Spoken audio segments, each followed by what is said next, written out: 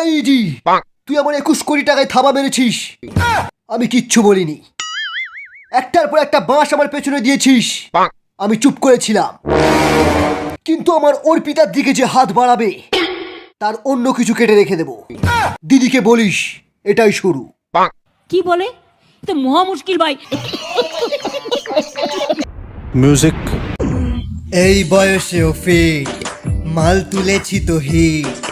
21 কোটি তো আমার পকেটে, করব মন যা চায়। হো দেখো না শিক্ষাকে দিচ্ছি বাস, ঘুষের টাকায় খাচ্ছি 12 মাস। কেন ধরলি আমায় এ অবস্থায়? অর্পিতা তুই যে কত বোকা, দিলি ভালোবাসটা আমার নাম নিয়ে তুই হায়।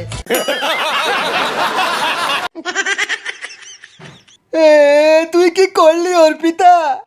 কিন্তু আমি একটা জিনিস বুঝতে পারছি না, ওরকম একটা আইটেম বোম তোমার প্রেমে পড়লো কি করে? ও পড়েনি, আমি পড়েছি স্যার। সেই ছোটবেলা থেকে ওকে টাকা দিয়ে আসছি। তখন তো আর বুঝতে পারিনি আমার কালারি কার কপাল।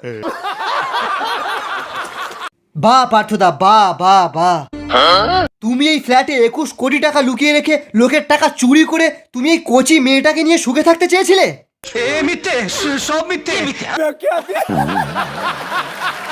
টাকা চুরি করে আবার বলছো মিথ্যে?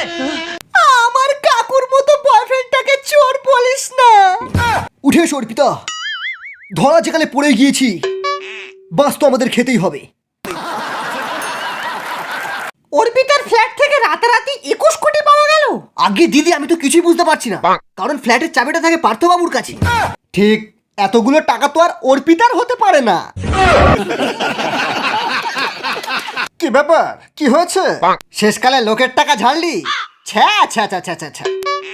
দিদি, বিশেষ করে আমি টাকা ঝাড়িনি। দিদি তুমি বিশেষ করে আমি টাকা ঝাড়িনি। কি মিথ্যেবাদী লোক ভাই, এত মিথ্যে কথা বলে লজ্জা করে না? Sunday dilam, Sheila ke